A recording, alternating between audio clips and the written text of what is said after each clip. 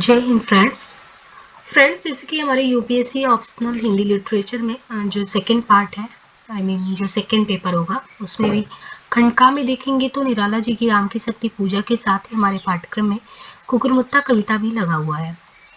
और चलिए आज तो कुकुरमुत्ता कविता के ही संदर्भ में बात करते हैं, क्योंकि निराला का व्यक्तित्व कृतित्व इतना विराट है कि पाठ्यक्रम में भले ही एक ही दो कविता लगी है, लेकिन हमें इससे इतर भी इनकी कविताओं के बारे में जानकारी होनी चाहिए। और जैसे कि यहाँ पे हमारे चैनल पे यूजीसी नेट पाठ्यक्रम के तहत जो भी कविताएं निराला जी की हैं वो भी करवाई गई हैं। जैसे आप देख सकते हो उसमें है सरोज स्मृति है ना, और इसी तरीके से जागो फिर एक बार हो गया। तो इसके इतर भी अगर इन चीज़ों को जानेंगे तो जो प्रश्न इससे रिलेटेड है, आज प्रश्न मैं यहाँ नहीं लगा पाई हूँ, लेकिन जो भी इससे प्रश्न आया हुआ है ज़्यादातर तो बेसिकली राम की शक्ति पूजा अपने आप में इनकी प्रतिनिधि रचना है, तो उस कालजयी रचना का ही स्थान हमें ज़्यादातर अपने प्रश्न में देखने को मिलता है। लेकिन इससे इतर जब हम किसी चीज़ को इंटरलिंक करके आंसर को एक तरीके से प्रस्तुत करते हैं तो अपने आप में बहुत ही प्रभावपूर्ण उत्तर लेखन हो जाता है। तो ये ध्यान रखना है कि निराला जी की जो कुकुरमुत्ता है, हो सकता है इसके बारे में हमें इतनी जानकारी नहीं हो, लेकिन अगर हमें जागो फिर एक बार, सरोज स्मृति उनकी शोक गीत का पक्ष हो गया, तोड़ती पत्थर निराला का हो गया, या तुलसीदास रचना उनकी हो गई, है ना, ये तमाम रचनाओं के बारे में अगर थोड़ा थोड़ा भी जानकारी हो तो फिर हम अपने उत्तर को बहुत ही तार्किक ढंग से प्रस्तुत कर पाते हैं। आज तो हम सबसे पहले बात करेंगे कि कुकुरमुत्ता जो कविता है उसके संदर्भ में, बाकी जब आंसर राइटिंग के फॉर्म में चीज़ों को लेके चलेंगे तो हम उसको और भी अच्छे से एक्सप्लेन करेंगे। और एक चीज़ आप लोगों से ये भी रिक्वेस्ट है कि आप लोगों की प्रतिक्रिया उतनी सार्थक नहीं आ रही जितनी आनी चाहिए, खास करके ऑप्शनल को लेके, तो फिर उतना ज़्यादा उत्साहित होकर बनाया नहीं जाता अंदर से वीडियो कि कितना ज़्यादा उस पर एफर्ट लगा जाए, क्योंकि एफर्ट के बाद इंसान इनपुट के बाद आउटपुट का एक तरीके से वेट करता है, बट वो रिजल्ट नहीं दिखता तो वो अपने आप को उस तरीके से उत्साहित होकर नहीं काम कर पाता है। तो ये चीज़ आप ध्यान में रखिएगा, क्योंकि किसी ने कमेंट किया था कि मैम आप बोली थी कि यूपीएससी के एनालिटिकल अप्रोच से कराएंगी, बट फिर आप जल्दी से समेट रही हैं। तो देखिए, हमेशा हर एक चीज़ को हम दर्शक दीर्घा में बैठ के इस तरीके से नहीं देखते हैं कि सामने वाले की प्रतिक्रिया भी नहीं आ रही है तो हमें क्या कुछ मूव लेना चाहिए, इधर से शिफ्ट होना चाहिए। तो वो चीज़ आप लोग होपफुली समझने का प्रयास करेंगे, खासकर जो अपने आप को कैंडिडेट समझ रहे होंगे कि हाँ मैं बहुत ही यूजफुल इसको यूज कर पा रहा हूँ इस कंटेंट को। देखिए, सबसे पहले अगर हम बात करें कि निराला जी की जो कुकुरमुत्ता कविता है एक तरीके से भूचाल ला दिया पूरे ही आलोचना क्षेत्र में, क्योंकि हम हमारे पाठ्यक्रम में अगर देखेंगे तो आलोचना भी है, आलोचना समीक्षा, यानी आलोचना के बारे में भी बात करेंगे। तो ऐसा क्या हुआ, ऐसा क्या हुआ एक तरीके से हिंदी जगत में अगर कहें कि आलोचना के क्षेत्र में आकर निराला जी को इस तरीके से कहा जाने लगा, जैसे उनकी रचनाएं जो होती थी उनका ये दर्द भी होता था कि उनकी रचनाएं जहां भी छपने को जाती थी वो वापस आ जाती थी। तो ये आलोचना के क्षेत्र में कुकुरमुत्ता, क्योंकि कहीं ना कहीं अगर देखेंगे इस कविता में तो लोगों को लगा कि ये प्रगतिवाद का एक बढ़ा हुआ कदम है, फिर कहीं कहीं लगता नहीं ये तो प्रगतिवाद की वर्ग चेतना की एक ललकार नहीं दिखती है, बाद में सब कुछ एकदम सामान सपाट हो जाता है। देखिए, ये जो एक निराला जी की लंबी कविता की एक यात्रा रही है, क्योंकि ज्यादातर उन्होंने लंबी कविताओं में राम की शक्ति पूजा, सरोज स्मृति इसको भी रखा गया है, तो कुकुरमुत्ता भी निराला जी की एक लंबी और प्रसिद्ध कविता ही है। और इस कविता में अगर कहा जाए तो इन्होंने पूंजीपति जो सभ्यता है, व्यवस्था पे कैसे बात करनी है, तो जो पूंजीवादी सभ्यता है उस पर एक तरीके से इन्होंने व्यंग किया, वो भी ऐसे वैसे नहीं, करारा व्यंग किया है। किसके माध्यम से? गुलाब के माध्यम से। गुलाब को यहाँ पे दिखाया गया है कि ये जो है एक तरीके से जैसे एलिट क्लास होता है, एक बुर्जुआ वर्ग जिसको हम कह सकते हैं कि अमीर घराना, जिनके आप देखेंगे डॉगी बहुत ही ज्यादा, मतलब एक तरीके से उस डॉगी पे हैंडसम पैसे वो खर्च करते हैं, उनकी रहन सहन बिल्कुल अलग ही लेवल की होती है, तो उनके बाग बगीचे में स्थान भी उन्हीं को मिलता है जो एक तरीके से उनके वर्ग का प्रतिनिधित्व करता हो। तो गुलाब बेसिकली यहाँ पे पूंजीवाद सभ्यता का ही प्रतीक के रूप में आता है, और वहीं पे कुकुरमुत्ता जो स्वयं एक तरीके से जन्म लेता है, धरती फाड़ निकलता है और अपने आप को समय के साथ, परिवेश के साथ अपने ही केयर करता हुआ, कोई बाग बगीचे में कोई भी माली नहीं है और इस तरीके से उसको कोई सम्मान नहीं है, तो धुतकार कर एक तरीके से ललकार कर कहता है कि किस तरीके से गुलाब उसके हक को मार रहा है, और गुलाब उसके हक को मार रहा है कैसे कैसे। तो एक प्रासंगिकता देखा जाए इस चीज का ना, तो जोड़ के देख सकते हैं कि कैसे, जैसे ये हुआ कि हजारों की भीड़ में जब आपको लगता है कि राजा का बेटा ही राजा बनेगा, और फिर उसमें से ये लगता है कि नहीं, राजा का बेटा राजा नहीं बना, कोई ऐसा बन गया जिसकी आप कल्पना भी नहीं किए हो, तो फिर वो बिल्कुल कल्पना से परे लगता है ना। तो हमेशा ये नहीं लगता कि राजा का बेटा ही राजा बनेगा। रंग भी इस तरीके से स्थिति होती है कि गरीब का भी बन सकता है कोई भी। तो यहाँ पे कुकुरमुत्ता ने वही क्वेश्चन किया है कि तुमको बना बनाया सब कुछ मिल रहा है, पूंजीवादी सभ्यता के हो, मैं तो सर्वहारा वर्ग का एक तरीके से प्रतीक हूँ, और किस तरीके से एक गरीब व्यक्ति ललकार कर अपने आप को तुम्हारे बीच लाके खड़ा कर देता है। तो एक पूरी स्थिति इस तरीके से बयां होती है। तो ये कविता एक तरीके से स्वतंत्रता पूर्व सन 1941 में, समय भी अगर देखें तो सन 1941 में लिखी गई निराला जी की बहुचर्चित सामाजिक व्यंग्यात्मक कविता है। इस कविता का मूल स्वर ही प्रगतिवादी है, और एक तरीके से रचना का सही सही तारीख तो अगर देखें तो मतलब वही है कि आसपास में ही है, आप कह सकते हैं। ये जो है कविता का पूर्वार्ध अगले महीने हंस पत्रिका जो है मई 41 जो है उसमें छपा था। कुकुरमुत्ता के अब तक 3 संस्करण हो चुके हैं। पहला संस्करण उनका युग मंदिर उन्नाव से, और दूसरा संस्करण श्री राष्ट्रभाषा विश्वविद्यालय काशी से, और तीसरा किताब महल इलाहाबाद से छपा था। तो ये कुछ उनके हैं। और कुकुरमुत्ता के इस पहले संस्करण में कुकुरमुत्ता के अलावा 7 और भी कविताएं शामिल हुई थी। उन कविताओं में नाम कुछ है, जैसे गर्म पकौड़ी करके नाम है, प्रेम गीत करके नाम है, रानी और कानी करके खजोहरा है, मास्को डायलॉग्स है, स्फटिक शिला और खेली, कुछ मतलब 7 कविताएं मिला के थी। और इसमें भी देखिए कि जो सिर्फ खजोहरा को छोड़कर से सभी कविताओं के नीचे दी गई स्थितियों में यही विदित होता है कि ये जो कविता का एक क्रम है, मतलब कब से कब तक, तो 1939 से 42 के बीच में। इसका मतलब आप कह सकते हैं कि सेकेंड वर्ल्ड वॉर जो 1939 से चल रहा है और 1945 तक, उसी के समानांतर अगर देखेंगे ये कविता का एक तरीके से परिवेश है। कविता ये जो 2 खंडों में विभक्त है, एक तरीके से पहला खंड तो यही है कि कुकुरमुत्ता द्वारा गुलाब पर व्यंग किया जाता है, और दूसरा खंड है जिसमें गोली की मां ने नवाब की बेटी बहार को अपनी हमजोली बनाया है। देखिए यहाँ पे बहुत ही मतलब अलग एक देखने को मिलेगा। एक में तो कुकुरमुत्ता को देखेंगे वो व्यंग करता दिखाया गया है कि कैसे मतलब एक जो एक तरीके संभ्रांत परिवार है, और वहां पे हम जैसे लोगों का कोई वो नहीं है, औचित्य नहीं है। लेकिन दूसरी तरफ जैसे इसका सेकेंड पार्ट शुरू होता है, सेकेंड पार्ट में अगर देखेंगे तो बहुत ही अलग वो देखने को मिलता है। यहाँ पे हमजोली जैसे गोली गोली एक लड़की गोली है, और उसी की एक तरीके से कह सकते हैं कि उसी के हम समान, उसी के समान देखा जाए तो जो नवाब है, नवाब की बेटी बहार है। और अंततः अगर आप देखेंगे कि रचना में इन दोनों की दोस्ती दिखाई गई, इनकी हमजोलियत को दिखाया गया है। तो कविता में अगर देखा जाए तो कुकुरमुत्ता श्रमिक सर्वहारा शोषित वर्ग का प्रतीक है, और गुलाब सामंती पूंजीपति वर्ग का प्रतिनिधि है। और इस तरीके से इस कविता में देखें तो आगे इस तरीके से बढ़ता है कि अंत तक हमजोलियत जो दोनों की वो बनी रहती है। तो ये 2 पार्ट में जब कविता दिखाया गया, तो ऐसा नहीं कि हिंदी जगत में कोई कुछ बोलेगा नहीं, क्योंकि आलोचना साहित्य में एक तरीके से धूम मचाने वाली ये कविता थी।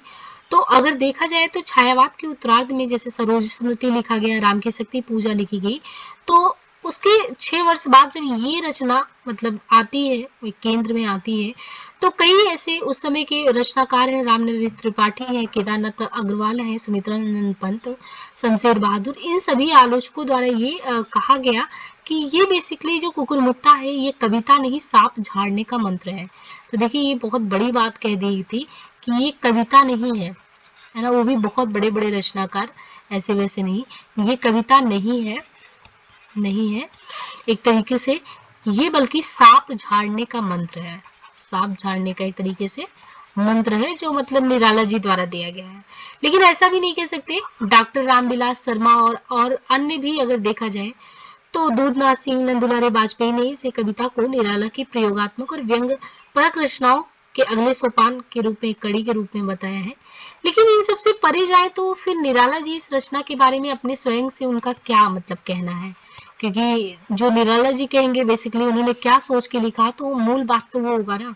तो निराला जी ने कहा कि जो मैं ये लिख रहा हूँ, जो एक तरीके से मेरा अंतिम सोपान है, जैसे जैसे मैं रचना लिखता जाता हूँ कुछ ना कुछ नवीन विचारों से ओतप्रोत होता है, कुछ परिवेश का भी उसमें असर होता है।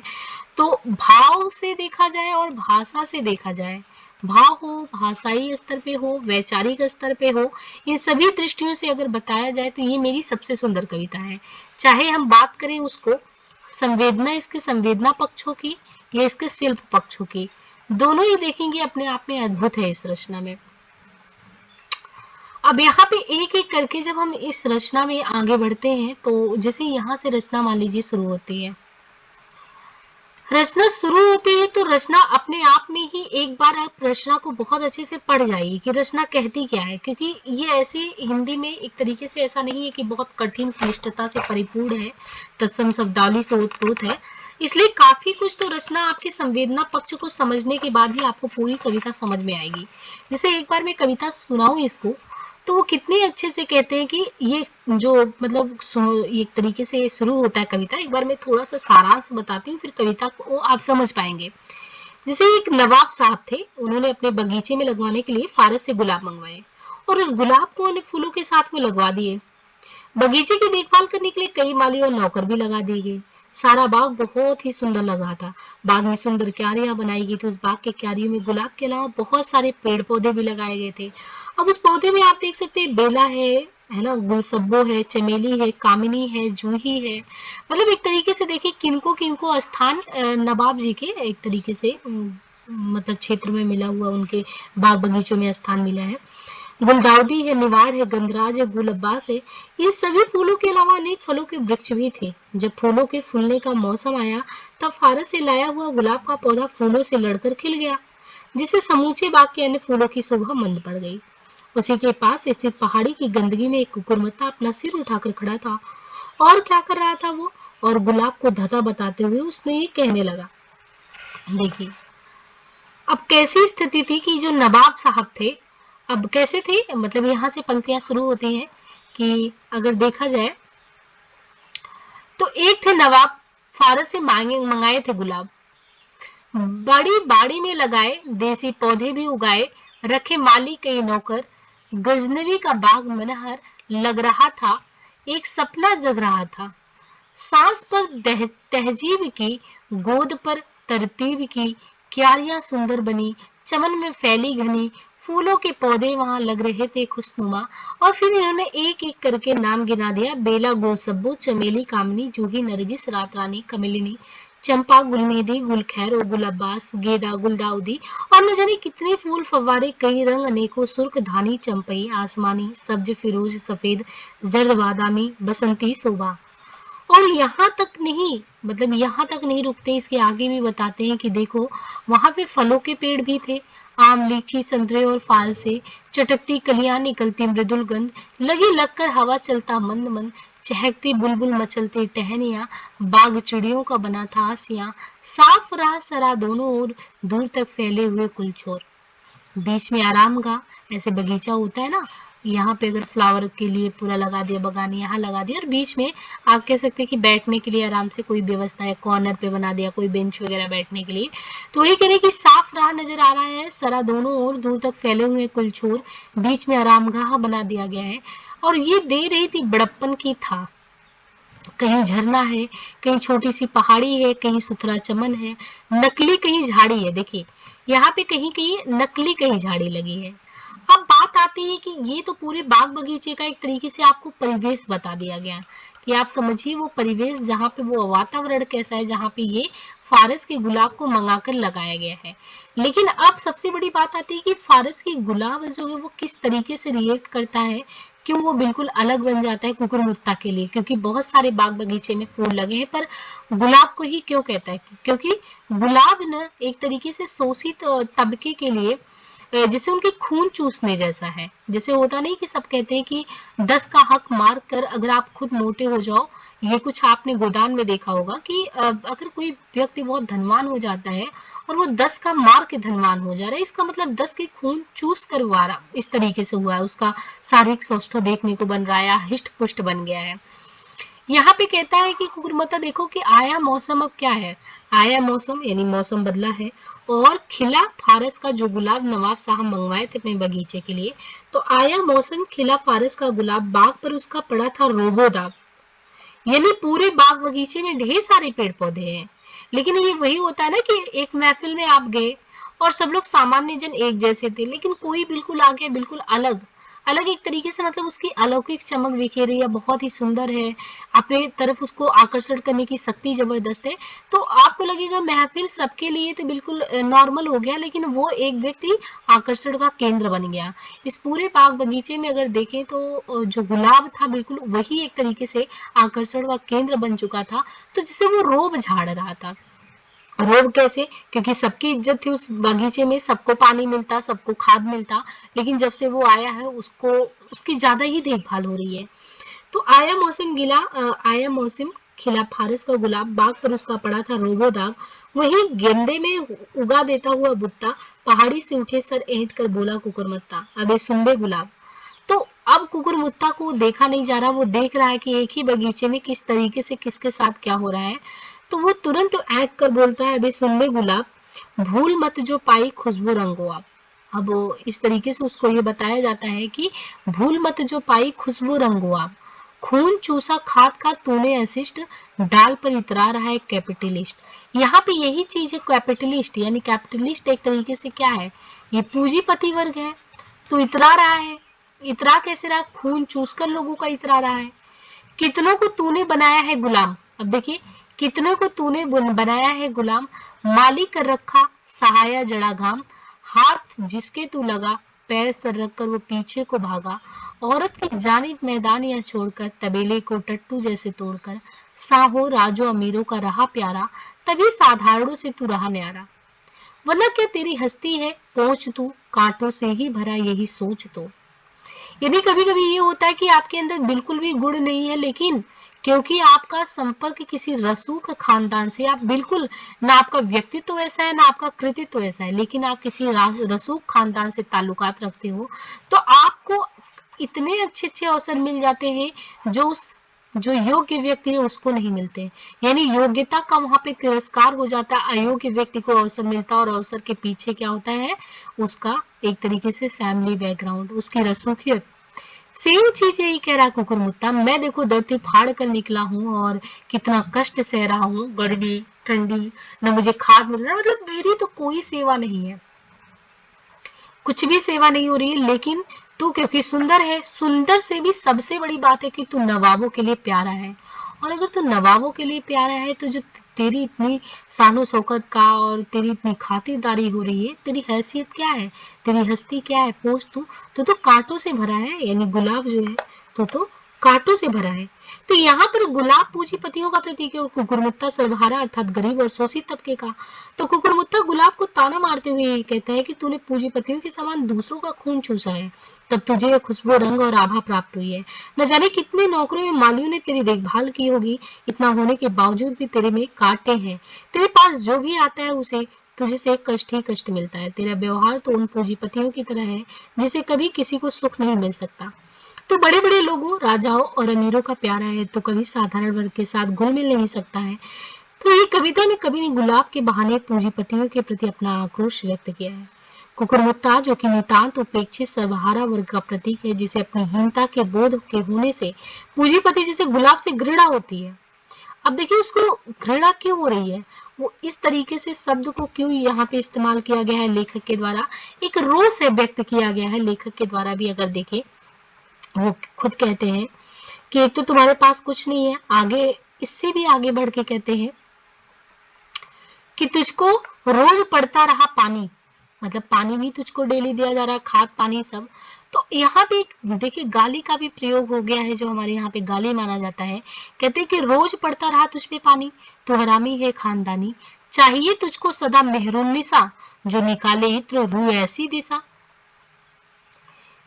बहा कर ले चल लोगों को नहीं किया कोई किनारा, यानी बहा कर ले चले लोगों को नहीं कोई किनारा, जहां अपना नहीं कोई भी सहारा, ख्वाब में डूबा चमकता हो सितारा, पेट में डंड पेले हो चूहे, जमा पर लफ्ज प्यारा। देख देख मुझको मैं बढ़ा, डेढ़ बलिष्ठ और ऊंचे पर चढ़ा। और फिर अपने को भी बयां करते हैं, इतने पे ही नहीं रुकते। पहले तो कुकुरमुत्ता व्यक्ति जो मुंह उठाकर खड़ा है उसे उगाया नहीं जाता, वो तो स्वयं ही उग जाता है। तो वो अपने बारे में बताता है कि देख मुझको देख, मैं तो एक तरीके से खुद ही मतलब एक तरीके से खड़ा हूँ, डेढ़ बलिष्ठ और ऊंचे पर चढ़ा, और अपने से उगा भी मैं हूँ, बिना दाने का चुगा मैं हूँ, कलम मेरा नहीं लगता, मेरा जीवन आप ही जगता, तू है नकली मैं हूँ मौलिक। अब ये बता रहे कि देखो कौन इसमें नकली है कौन मौलिक है। तो कहते तू है नकली मैं हूँ मौलिक, तू है बकरा मैं हूँ कौलिक, तू रंगा और मैं धुला, पानी में तू बुलबुला, तूने दुनिया को बिगाड़ा मैंने गिरते से उभाड़ा, तूने रोटी छीन ली जनखा बनाकर, एक की दो तीन मैंने गुन सुनाकर। तो यहाँ पे कह रहे हैं कि कुकुरमुत्ता व्यक्ति जो मुंह उठाकर खड़ा है उसे उगाया नहीं जाता तो स्वयं ही उग जाता, अर्थात गरीब और शोषित व्यक्ति तो अपने संसाधनों पर ही जीवित है, वे कभी किसी का शोषण नहीं करते। कुकुरमुत्ता गुलाब से कहता है तू तो बनावटी है मैं असली हूँ। कुकुरमुत्ता अपनी योग्यता को बताते हुए अपने कई रूपों में प्रक्षेपित करता हुआ अपने को छाता बताता है। जब दो कुकुरमुत्ता मिल जाए तो शिव जी का डमरू बन जाता है, अगर उल्टा कर दिया जाए तो माता यशोदा की मथनी बन जाता है। अपने को ही बता रहे देखो, काम मुझसे ही सधा शेर भी मुझसे गधा, चीन में मेरी नकल छाता बना, छत्र भारत का वही कैसे तना, सब जगह तू तो देख ले। यानी अपनी स्थिति बता रहे हैं कि देखिए मैं किस तरीके से बहुत ही योग्य कैसे हूँ, मेरी योग्यता को तुम परख सकते हो कि और भी जगह मेरे इस छत्र छाया रूप यानी जो मैं आकृति लेता हूँ, इस आकृति को लोग कैसे पूछते हैं तो वो अपनी बड़ाई ही करके चीजों को बता सकते हैं। तो वो किस तरीके से कहता है कि देखो छत्र भारत का वही कैसा तना, सब जगह तो तू देख ले, आज का फिर रूप पैरासूट ले, विष्णु का मैं ही सुदर्शन चक्र हूँ। तो देखिए अपने आप को कुकुरमुत्ता कहाँ से जोड़ रहा है कि मेरी महत्ता को समझो तुम जो नहीं समझ पा रहे हो। तो कहते हैं कि आज का फिर रूप पैरासूट ले, विष्णु का मैं ही सुदर्शन चक्र हूँ, काम दुनिया में पड़ा ज्यों वक्र हूँ, उलट दे मैं ही जसोदा की मथानी भी हूँ। और भी लंबी कहानी, सामने लाकर मुझे बेड़ा देख कहता, तीर से खींचा धनुष में राम के काम का, पड़ा कंधे पर हूँ हल बलराम का, सुबह का सूरज मैं ही हूँ, चांद मैं ही हूँ, कलयुगी में ढाल, नाव का में तला नीचे और ऊपर पाल, मैं ही डांडी से लगा पल्ला, सारी दुनिया तोलती गल्ला, मुझसे पूछे मुझसे कल्ला, मेरे लल्लू मेरे लल्ला, कह रुपया धन्ना हो बनारस या नवन्या, रूप मेरा मैं चमकता, गोला मेरा ही बमकता, लगाता हूँ पार मैं ही, डुबाता मक्षदार मैं भी, और डब्बे का मैं ही हूँ नमूना, पान मैं ही चूना। एक तरीके से इसने अपने आप को बता दिया कि पूरे तरीके से ये कुकुरमुत्ता ने अपनी व्याख्या को यहाँ पे व्याख्या अपने खुद के की, मेरा देखो कि एक तरीके से अगर मेरा यूज किया जाए, कुकुरमुत्ता जो कि कह रहा है कि गुलाब से तू तो बनावटी है असली तो मैं ही हूँ, और देख मेरे रूप को देख अपने को छाता बताता हूँ, जब तो कुकुरमुत्ता मिल जाए तो शिव जी का डमरू भी मैं बन जाता हूँ, माँ की मथानी भी बन जाता हूँ, तो मैं कहाँ नहीं हूँ, मैं तो सर्वव्यापक हूँ। और कुकुरमुत्ता के माध्यम से सर्वहारा वर्ग के आत्मसम्मान को भी यहाँ अभिव्यक्त किया गया है। कुकुरमुत्ता ने प्रगतिवादियों पर भी व्यंग करते हुए कहा है कि बहुत लोग असंगत बातें लिखकर कहीं ईंट कहीं रोड़ा जोड़कर अपने आप को टी.एस. एलियट समझते हैं। निराला अपने साहित्यिक मित्रों से भी अत्यंत खिन्नत है। इसी खिन्नता की अभिव्यक्ति पर कवि का कहना है कि गुलाब तो जो कांटों से घिरा है, यानी निराला जी की सरोज स्मृति में ये चीज आप देखते हैं कि वो किस तरीके से कहते हैं कि उनकी रचनाओं को कोई नहीं छापता था, कोई स्थान नहीं देता था, और उनका ये दुख उसमें ये भी व्यक्त हुआ कि किस तरीके से उनको जो ये हमेशा धन का अभाव रहा है, क्योंकि वो चाटुकारिता में नहीं रहे तो इसका भुक्तभोगी उन्हें होना पड़ा। तो वही करें, कवि का कहना है कि गुलाब गुलाब कांटों से घिरा है जिसके कारण वह सामान्य वर्ग से कटा हुआ है। कविता में कुकुरमुत्ता शोषित होने के बावजूद भी स्वाभिमानी प्रतीत का है, यानी एक तरीके से निराला जी को भी देखे तो स्वाभिमानी थे, अपने आप को बेचे नहीं कहीं पे। नवाब ने तुरंत माली को कुकुरमुत्ता लगाने का हुक्म दिया था। देखिए ये आगे बढ़ता है, लेकिन अभी तो यहाँ तक अगर देखेंगे इन पंक्तियों में तो कुकुरमुत्ता ने अपने आप को समझाने का ही प्रयास किया कि मैं देखो मेरा कहाँ कहाँ स्थान है। आगे फिर कहता है मैं कुकुरमुत्ता हूँ पर बेंजाइन वैसे बने दर्शन शास्त्र जैसे ओम फलस और ब्रह्मवर्त वैसे ही दुनिया के गोले और पड़, जैसे सुकुड़न और साड़ी, जो सफाई और माड़ी, कास्मोपॉलिटन और मेट्रोपॉलिटन जैसे फ्रायड और लिटन, फेलेसी और फलसफा जरूरत और हो रफा, सरसता में फ्रॉड, कैपिटल में जैसे लेनिनग्राड, सच समझ जाए रकीब लेखकों में लंठ जैसे खुश नसीब। तो यहाँ पे देखिए कहीं ना कहीं निराला जी ने यहाँ पे अपने दर्शन को, उस समय का जो उनका वातावरण था, लेखन का ओम फलस है ना, और कॉस्मोपॉलिटन सिटी को लेकर, मेट्रोपॉलिटन क्या है, फ्रायड के मनोविश्लेषणवाद का सिद्धांत पढ़ते हैं, और पूंजीपतिवाद को ये कह ही रहे हैं, लेनिन लेनिन के हम लोग फिलोसफी को पढ़ते हैं, सभी लोगों को जो लेके उसके आगे भी वो कहते हैं कि इतना तो जो मैं बता रहा हूँ, लेकिन मैं डबल जब बना डमरू, एक बगल तब बना वीरा, मंद होकर कभी निकला कभी बनकर ध्वनि छीड़ा, मैं पुरुष और मैं ही अबला, मैं मृदंग और मैं ही तबला, चुन्नी खा के हाथ का मैं ही हूँ सितार, दिगंबर का तानपुरा हूँ, हसीना का सुरबहार भी, मैं ही लायर हूँ, लिरिक मुझसे ही बने हैं, संस्कृत फारसी अरबी ग्रीक लैटिन के जने, मंत्र गजले गीत मुझसे ही हुए सैदा, जीते हैं फिर मरते हैं फिर पैदा होते हैं, वायलिन मुझसे ही बजा, बेंजो मुझसे सजा, घंटा घंटी ढोल डफा घड़ियल, सेक तुरई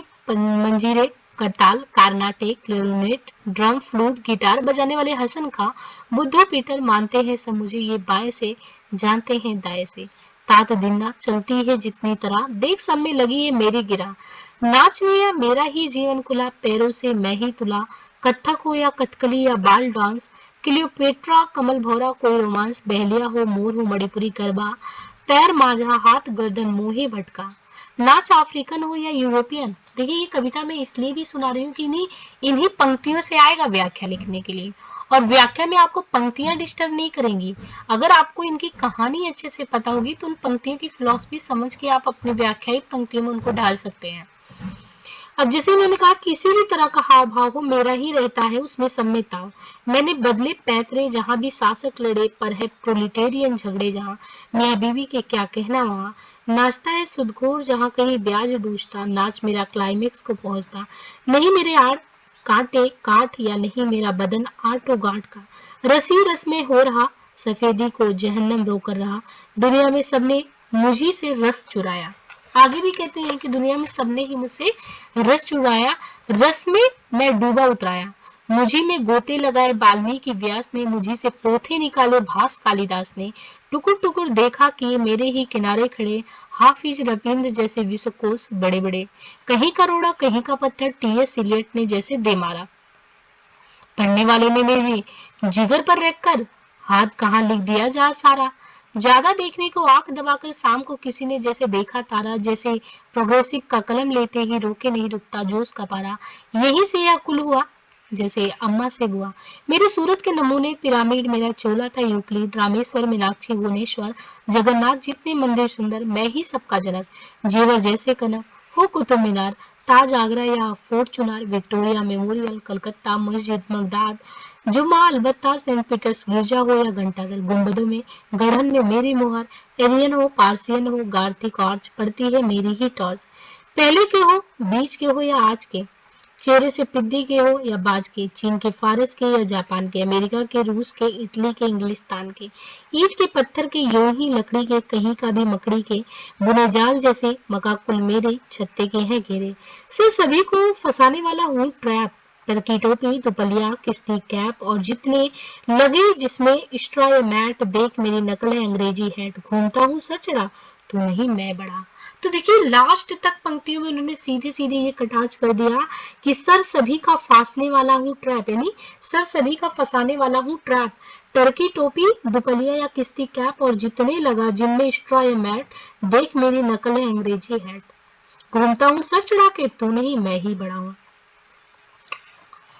तो इस तरीके से पूरे अगर आप देखेंगे तो कुकुरमुत्ता इन कविता में एक तरीके से कुकुरमुत्ता ने अपनी विशेषता को बताते बताते कहीं नहीं जो एक कैपिटलिस्ट के ऊपर एक तंज कसना था वो भी कर लिया, मतलब उसको भी नहीं छोड़ा। यहाँ पे पूरी ये कविता एक तरफ से दी गई है।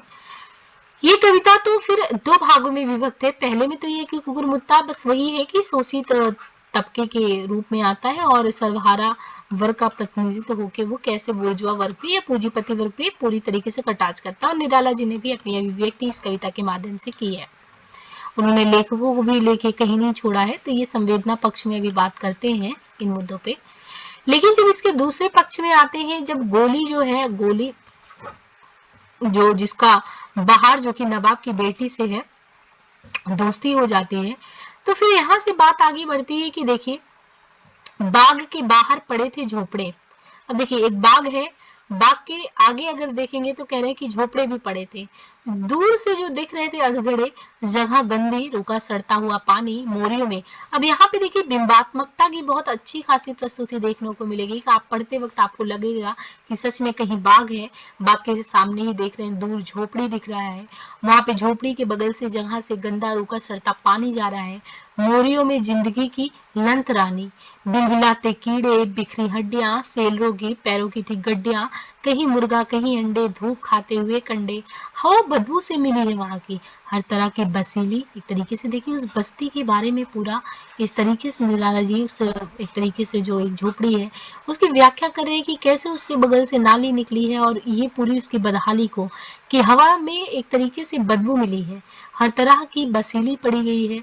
रहते थे नवाब के खादिम, अफ्रीका के आदमी आदिम, खान सामा बावर्ची और चौबदार सिपाही, शाही मिस्ती घुड़सवार। तो मतलब ये बता रहे हैं कि वहां पे कौन है, ताम जाने कुछ देसी कहार, नाई धोबी तेली तमोली कुम्हार, फलवान ऊंटवान गाड़ीवान, एक खासा हिंदू मुस्लिम खानदान वहां पे। एक ही रस्सी से किस्मत के बंधे काटता था जिंदगी गिरते सदे, बच्चे बूढ़े औरत और नौजवान रहते थे उस बस्ती में। कुछ बागवान पेट के मारे वहां पर आ बसे थे, साथ उनके रहे रोए और हंसे। एक मालिन, बीवी मोना मालिक ही थी बंगालीन। अब देखिए आगे बता रहे हैं जी कि एक जो है मालिन करके थी, ये तो बता दिए कहाँ से, फिर यहाँ से बता रहे हैं कि एक मालिन थी, बीबी मोना माली की थी बंगालीन। लड़की उसी है, उसी का नाम है गोली। तो मैंने कहा ना कि गोली का व्यवहार कैसे नवाब की बेटी बाहर से होता है, तो उन्हीं का परिचय निराला जी दे रहे हैं कि एक मालिन थी, बीबी मोना माली की थी बंगालीन। वो लड़की उसी का नाम, उनकी लड़की का जो भी है गोली। वह नवाब जादी की थी हमजोली। तो हमजोली किसकी थी, नवाब की, नवाब की बेटी की हमजोली थी। नाम था नवाब जादी। वो नवाब जादी का नाम क्या था, बहार। नजरों में सारा जहां फरमाबरदार, सारंगी जैसी चढ़ी, पोएट्री में बोलती थी, प्रोज में बिल्कुल अड़ी। गोली की माँ बंगाली बहुत शिष्ट, पोएट्री की स्पेशलिस्ट, बातों से जैसे मजती थी, सारंगी जैसी बजती थी, सुनकर राग सरगम तान खिलती थी बहार की जान। यानी बाहर कैसे खुश हो जाया करती थी। गोली की माँ सोचती थी गुरमिला, गुरमिला बिना पकड़े खींचे कान देखा देखी बोली में माँ की अदा सीखी नन्ही गोली ने। इसलिए बाहर वहां बारहों मास डटी रही गोली की माँ के, कभी गोली के पास। तो गोली के पास रहने के पीछे भी कारण बता रहे हैं कि बारहों मास वो, क्योंकि पोएट्री में उनकी माँ भी महारत हासिल और बेटी भी गोली भी अच्छी खासी है, और बाहर को वहां पे अच्छा लगता है, तो वो इन लोगों से सटी है। अब देखिए एक तरीके से विरोधाभास की स्थिति है। एक जगह तो आप देख रहे हैं कि गुलाब और कुकुरमुत्ता का कोई भी एक दूसरे से अगर देखा जाए तो बहुत दूरी है, वहां पे ऐसा कुछ नहीं है। लेकिन यहाँ पे आप देखेंगे नहीं कि एक गरीब जो है एक बहुत अमीर नवाबजादी की बेटी कैसे एक सामान्य से वर्ग से कैसे मिल जाती है। डटी रही गोली की माँ की, कभी गोली के पास सुबह शाम दोनों वक्त जाती थी वो, खुशामद से तंतनाई आती थी। गोली डांडी पर पासंग वाली कौड़ी, स्टीम बोट की डोंगी फिरती दौड़ी, पर कहेंगे साथ ही साथ वहां दोनों रहती थी, अपनी अपनी कहती थी, दोनों के दिल मिले थे, तार खुले खुले थे, हाथ पकड़े घूमती थी, खिलखिलाते झूमती थी, एक पर एक करती थी चोट, हंसकर होती लोटपोट, साथ का दोनों का सिन खुशी से कटते थे दिन। महल में भी गोली जाया करती थी जैसे वहां बाहर आया करती थी। यानी यहाँ पे एक विरोधाभास की स्थिति दिख गई ना कि यहाँ पे गोली महल तक जाया करती थी, महल में खेलती और रहती, और वो भी किसी और के साथ नहीं, बाहर, जो कि नवाबजादी की बेटी थी। लेकिन एक दिन क्या हुआ कि एक दिन हंसकर बाहर यह बोली, चलो बाग घूम आए हम गोली। दोनों चली जैसे धूप और छाह की तरह। तो रहते कैसे थे, धूप और छाह की तरह। हुआ कि गोली की गले पड़ी बाहर की बाह, दोनों बाहें डालकर घूम रही थी, साथ टेरियर और एक नौकरानी। सामने कुछ औरतें भरती थी पानी, सिट पिटाई जैसे अड़गड़े में देखा मर्द को, बाबू ने देखा वो उठती गर्द को। निकल जाने पर बाहर के बोली, पहली दूसरी से देखो वह गोली, मोरा बंगाली की लड़की। भैंस भड़की, ऐसी उसकी माँ की सूरत, मगर है नवाब की आंखों में मूरत। रोज जाती है महल को, जगे भाग, आग का जब उतरा पानी लगे आग, रोज ढोया आ रहा है माला सबाब, बन रहे हैं गहने जेवर, पकता है कलिया कबाब। झटके से सिर आग पर फिर लिए घड़े, चली उनकाती कड़े, बाग में आई बाहर, चंपे की लंबी कतार देखती बढ़ती गई, फूल पर अड़ती गई, मौलसरी की छांव में कुछ देर बैठी बेंच पर, फिर निगाह डाली एक रेंज पर, देखा फिर कुछ उड़ रही थी तितलियां, डालों पर कितनी चहकती थी चिड़िया, भौरे गूंजते हैं और मतवाले से हुए, उड़ गया एक मकड़ी के फंसकर बड़े से जाले से, फिर निगाह उठाई आसमान की ओर, देखती रही कि कितनी दूर तक है ये छोर, देखा उठ रही थी धूप, पड़ती फुनगियों पर चमचमाया रूप, पेड़ जैसे साह एक से एक बड़े, ताज पहने हैं खड़े, आया माली हाथ गुलदस्ते लिए गुलबहार को दिए, गोली को एक गुलदस्ता सूंघ कर हंसकर बहार ने दिया, जरा बैठ कर उठी तिरछी गोली, एक एक गली होती कुंज को चली, देखी फ्रांसीसी लिली और गुलाब कावली, फिर गुलाब जामुन का बाग छोड़ा, तूतों के पेड़ से बाएं मुड़ मोड़ा, एक बगल की झाड़ी, एक तरीके से जो बगल की झाड़ी थी, बढ़ी जिधर थी वो गुलाब बाड़ी,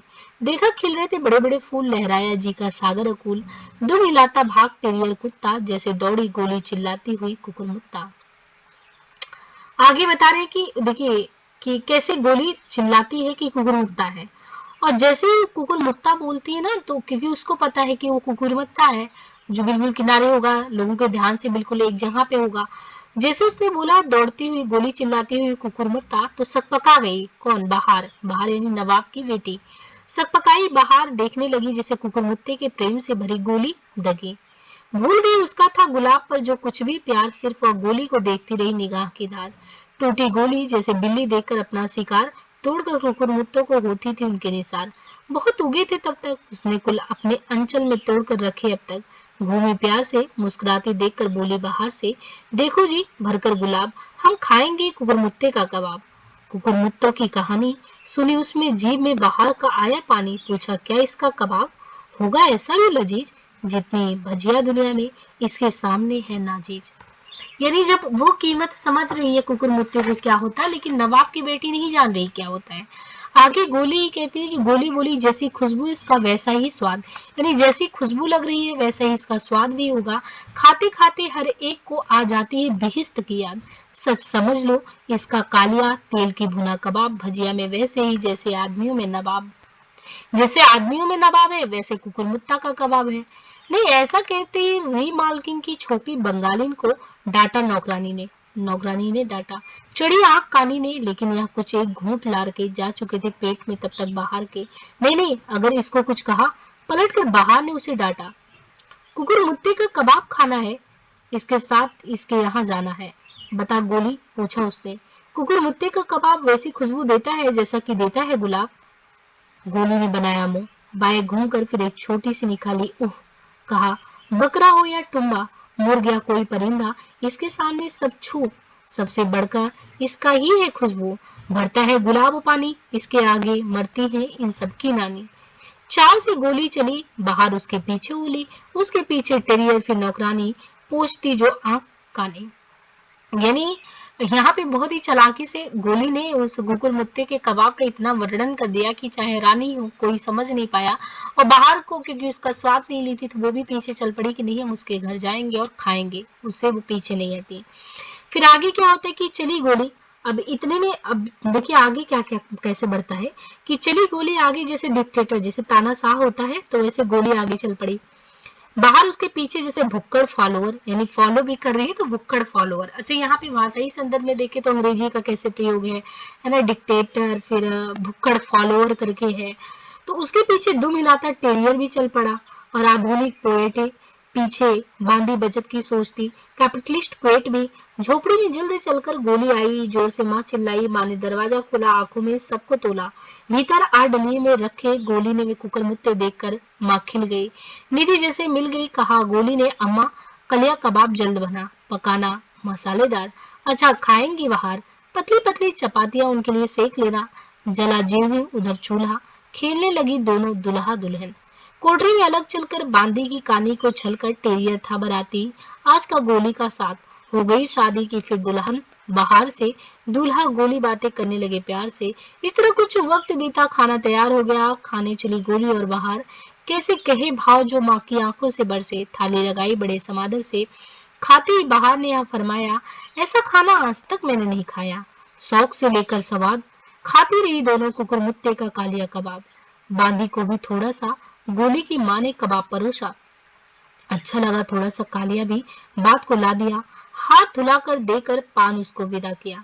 कुकुर मुत्ते की कहानी सुनी जब बाहर से नवाब के मुंह में आया पानी। अब वो आई और नवाब को, यानी नवाब की शहजादी थी और एक तरीके से बेटी थी, और आके उनको भी समझाई कि ऐसे खाया। और जैसे ही उन्होंने ये बताया कि ऐसा कुकुर मुत्ते का स्वाद वगैरह, तो नवाब के मुंह में भी आया पानी। बांदी से की पूछताछ, उनको हो गया विश्वास, माली को बुला भेजा, कहा कुकुर मुत्ता चलकर ले आ तू ताजा ताजा। माली ने कहा हुजूर, कुकुर मुत्ता अब नहीं रहा है, अर्ज हो मंजूर, रहे हैं सिर्फ अब गुलाब। गुस्सा आया, कांपने लगा नवाब, बोले चल गुलाब जहाँ थे उगे, सबके साथ हम भी चाहते हैं अब कुकुर मुत्ता। बोला माली, फरमाए मुआफ कता, कुकुर मुत्ता अब नहीं उगाए उगता।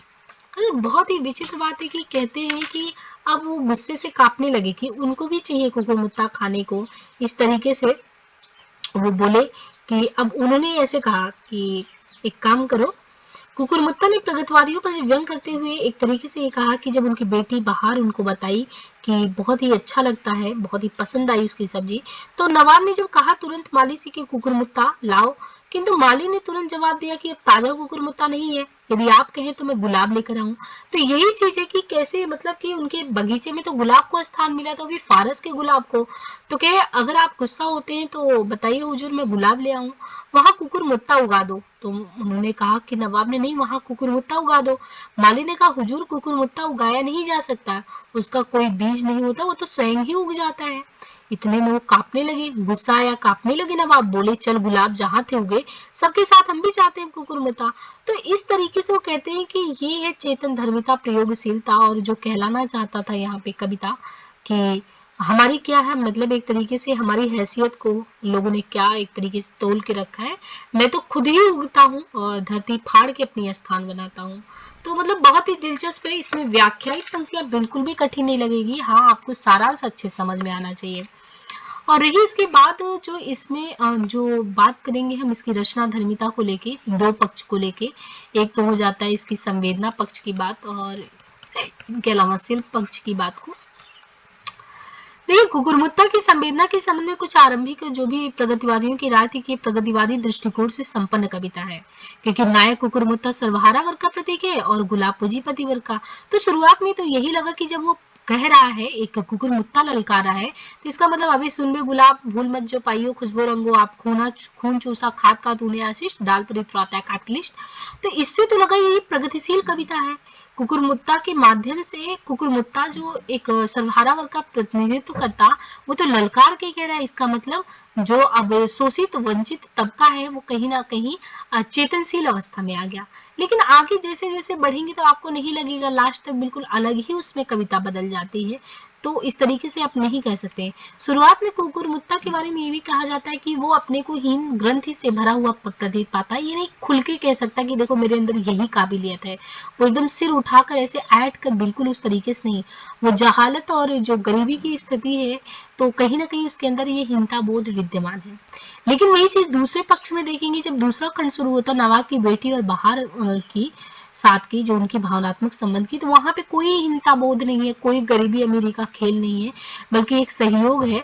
तो यहाँ पे आप देखिए कि यहाँ पे वर्ग संघर्ष नहीं है, यानी जो चीज फर्स्ट वाले पार्ट में दिखाया गया ये बिल्कुल उससे इतर है कि कोई भी चीज अगर जरूरी नहीं है ना कि जैसे अमीर की शहजादी अमीर, लेकिन उसका व्यवहार भी उसी तरीके से हो, वो तो सामंजस्य यहाँ पे दिखता है अमीर और गरीब का। तो यहाँ पे मैत्री या वर्ग सहयोग को प्रस्तावित किया गया है कि बाहर ऐसे बोलती, बाहर ऐसे मित्रता करती, बाहर आगे ऐसे उसको ले जाती है, तो यहाँ पे तो कुछ वर्ग अंतराल दिखता ही नहीं है। तो प्रश्न यह है कि यदि कविता प्रगतिवादी दृष्टिकोण की पूरी कविता कंप्लीट में नहीं है तो वास्तविक उद्देश्य क्या है। तो निराला जी ने कुकुरमुत्ता के माध्यम से बहुत बड़ी बात कही थी कि कभी कभी हम चीजों को अलग रूप में ले लेते हैं, जिससे क्या नाम है कि उसका जो एक रियल वैल्यू होता है उसको नहीं समझ पाते हैं। कैसे, जैसे निराला कुकुरमुत्ता के माध्यम से प्रगतिवादी जो विचारधारा की उस जड़ को सरलीकरण करना चाहते थे कि जो मान के चलिए कि कभी कभी जो साधारण को महत्व देने के प्रयास में सुंदर को गलत मान बैठते हैं, जो गेहूं को महत्व देने के प्रयास में गुलाब को दुश्मन मान बैठते हैं, वो ये नहीं समझ पाते कि जीवन में गेहूं और गुलाब। यहाँ पे देखिए गेहूं और गुलाब के बारे में उन्होंने कहा कि अगर देखा जाए तो ये दोनों ही जीवन में अगर कहा जाए तो एक दूसरे के पूरक नहीं हो सकते क्या? मतलब कि यहाँ पे बहार और गोली के माध्यम से अगर देखिए तो क्या ये दोनों सख्य भाव से बहुत अच्छे से जीवन का आनंद नहीं ले सकते? ऐसा क्यों मानना चाहिए कि जो सुंदर है एक तरीके से नवाबजादी है, नवाब के घर में है, या उसको छोड़ के गुलाब को आप ले लीजिए, तो जरूरी थोड़ी है कि ये गुलाब है और गुलाब के साथ गेहूं ये नहीं रह सकता, बिल्कुल रह ही नहीं सकता, उसका स्थान नहीं। तो यहाँ पे इन्होंने यही कहा कि जीवन में गेहूं या गुलाब से नहीं, गेहूं और गुलाब दोनों से पूर्ण हो सकते हैं। तो इस बात का आरंभ में ये प्रगतिवादी समीक्षकों ने तो स्वीकारा नहीं, किंतु आगे चलकर रामविलास शर्मा जी जैसे और भी समीक्षक ने कुकुरमुत्ते के चरित्र की वास्तविक पहचान सर्वहारा या प्रोलेटेरिएट वर्ग के स्थान पे लैम्पेन प्रोलेटरेट वर्ग के प्रतिनिधित्व के रूप में समझा। यानी शर्मा जी ये खुद लिखते हैं, रामविलास शर्मा जी, कि गुलाब को वैभव और उपगंध का प्रतीक मानकर कुकुरमुत्ता जब उसे गाली देना शुरू करता है तब वो वास्तव में एक तरीके से कुतर्क करता है कि सफाई से गंदगी श्रेष्ठ है, जबकि ऐसा होता नहीं है। हम ये मान के चले कि किसी को कह दे तू साफ है और मैं देख गंदा हूँ, तो मैं ये थोड़ी कह सकता हूँ कि देखो गंदगी श्रेष्ठ है। तो ये जरूरी थोड़ी है कि कुकुरमुत्ता की जो स्थिति है वो अपने को सर्वश्रेष्ठ कह रहा तो सर्वश्रेष्ठ ही है, हम इसको तो दरकिनार नहीं कर सकते। यानी गुलाब सुंदर है तो सुंदर को तो हम नहीं कट कर सकते, सुंदर की वजह से उसकी सेवा हो रही है वो बात अलग है। कुछ प्रगतिवादी आलोचकों ने उसे सर्वहारा वर्ग का प्रतीक मानकर उसका काफी वंदन अभिनंदन भी किया। कुकुरमुत्ता की तर्क योजना जिस तरीके से थी, जिस तरीके से उसने परिचय दिया, उसको सराहा।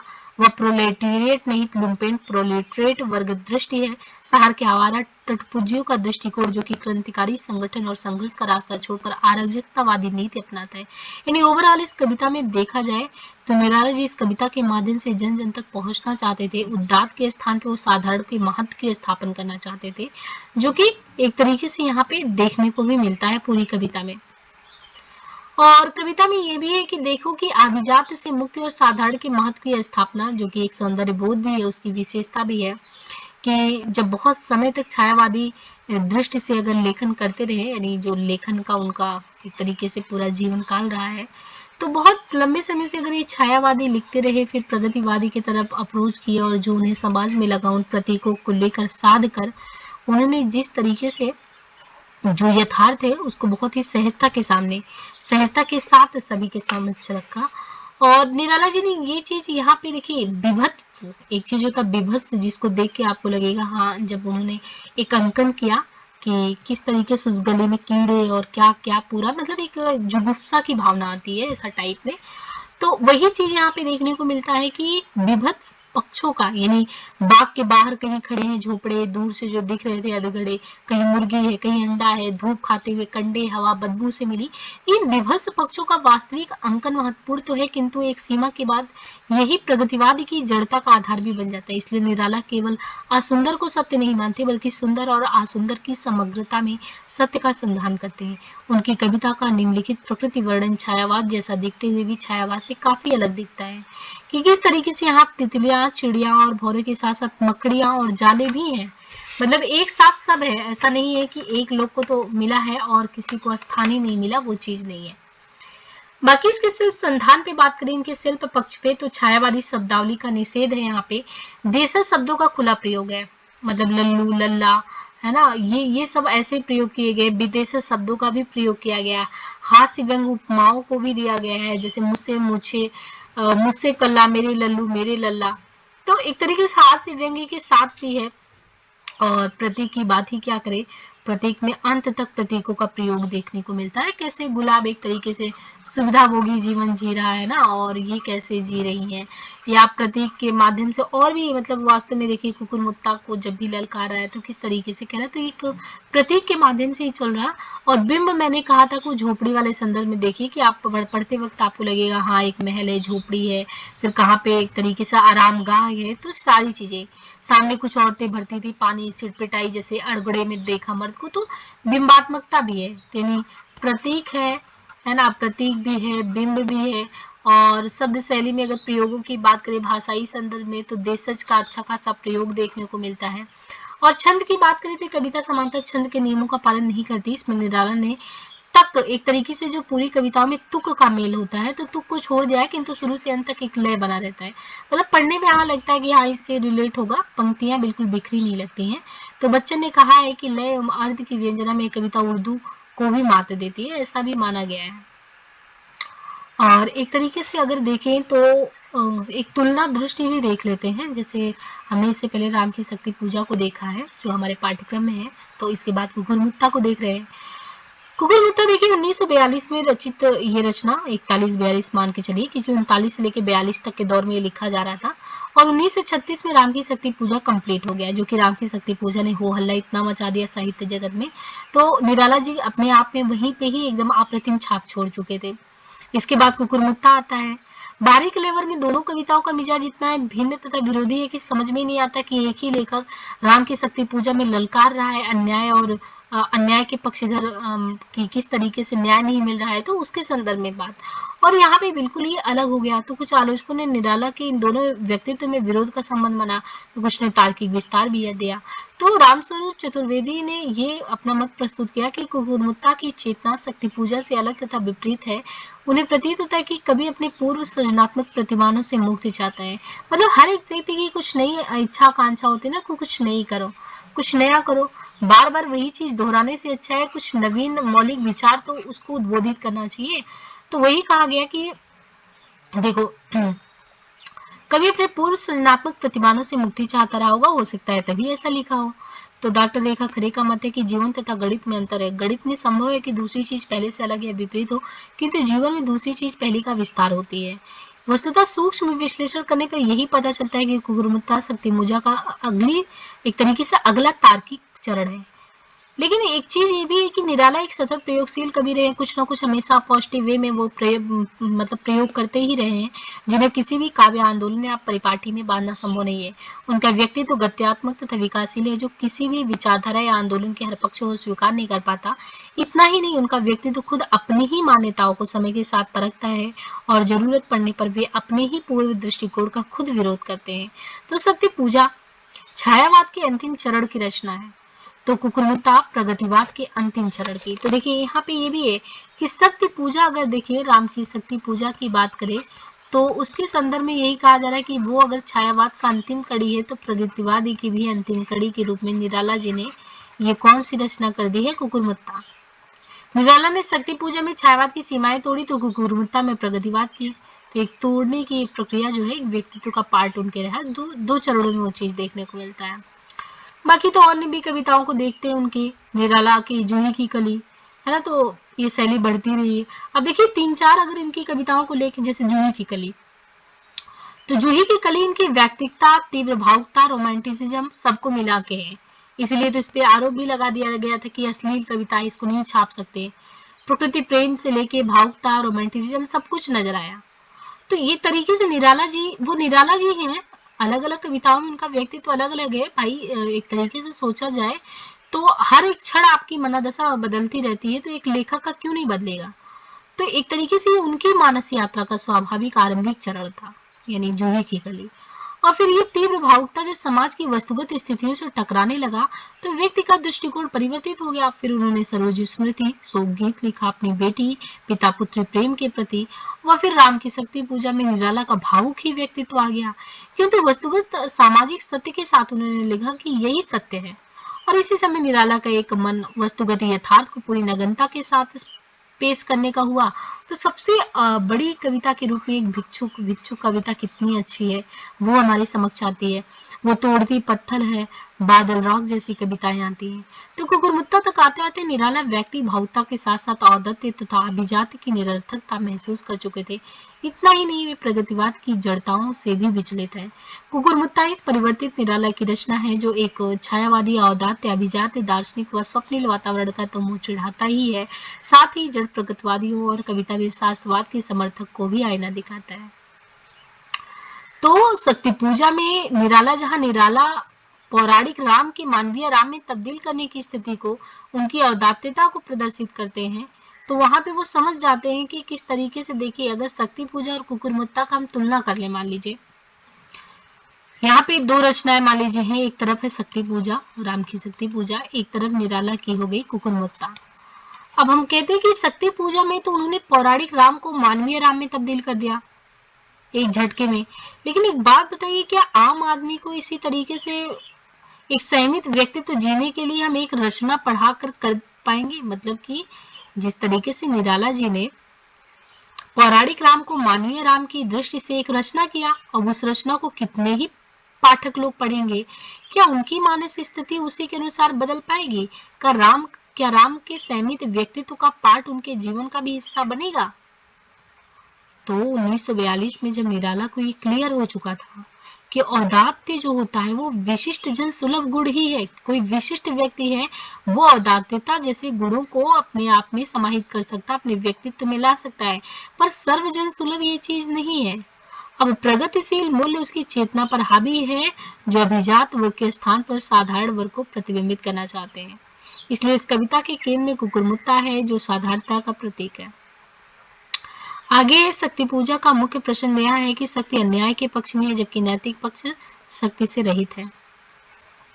तो वह तोड़ती पत्थर में भी अगर देखेंगे तो अलग ही दिखेगा। कुकुरमुत्ता को चिढ़ इसलिए है कि गुलाब का सारा सौंदर्य उसके संसाधनों पर अवैध कब्जा जमा लिया है, तो कैपिटलिस्ट पे वो तंज कस रहा है। इसी तरीके से देखिए शक्ति पूजा में फिर देखिए तो कथानक के बाद भी निराला का दृष्टिकोण जो है आधुनिक ही बना रहा, लेकिन कुकुरमुत्ता कविता में कुकुरमुत्ता उस वेदांत दर्शन का भी मजाक उड़ाता है जिसमें विवेकानंद व रविन्द्रनाथ के प्रभाव के कारण निराला आस्था रखते रहे हैं। जूही की कली में देखेंगे तो शक्ति पूजा हो या कुकुरमुत्ता, किसी की निरंतर भी इसी रचना प्रक्रिया से व्याख्यायित होता है, और जूही की कली के समय से ही निराला तत्सम शब्दावली वगैरह से प्रयोग करते आ रहे हैं। तो देखिए ओवरऑल अगर देखा जाए तो पूरी दृष्टि की बात करें तो यही है। अब इसमें एक चीज आपको और बनेगा, मैं एक ही वीडियो में इसको लगभग फिनिश कर देती हूँ क्योंकि बहुत ज्यादा मतलब अलग अलग लेने से भी दिक्कत होती है, उतना कोई रुचि नहीं दिखाता है। यहाँ पे एक चीज देखिए कि आपको मान लीजिए व्याख्यायित पंक्तियां आ गई, जैसे अब पूरी व्याख्या अगर यहाँ पे पंक्तियां लिखने बैठेंगे तो टाइम टेकन हो जाएगा, लेकिन मान लीजिए एक व्याख्या के लिए पंक्ति आ गई, ठीक है। अच्छा एक काम करेंगे, इसको हम सेपरेट करा देंगे, नहीं तो हो सकता है ऐसे समझ में नहीं आए कि कैसे फिर प्रसंग लिखें, व्याख्या लिखें। वो सेशन 10-5 मिनट का करने की कोशिश करेंगे, वो आगे की वीडियो में हम देखते हैं। ओवरऑल जो इसमें क्वेश्चन की एक तरीके से यात्रा रही है वो ज़्यादातर या तो आएगा आपको क्वेश्चन तुलना करने को, मतलब रचनाएं लेके तुलना करने को, इसी प्रकार में होंगे। तो होपफुली जैसे ये चीज़ें मैंने संक्षेप में समझाने की कोशिश की है कुकुरमुत्ता कविता को, क्योंकि उतना ज़्यादा भाषाई तौर पे इतना कठिन नहीं था, तो चीज़ें अच्छे समझ में आ जाएगी। और बाकी व्याख्यायित पंक्तियों वाला देखेंगे कोशिश कराने की। आप लोगों से हम्बल रिक्वेस्ट है कि प्लीज़ ज़्यादा से ज़्यादा शेयर और लाइक करें, क्योंकि ये उतनी तेज़ी से बढ़ नहीं पा रहा है, और अगर आपको कंटेंट वाकई में अच्छा लग रहा है तो लोगों तक ज़रूर पहुँचना चाहिए, है ना। और आज के लिए इतना ही, है ना। धन्यवाद।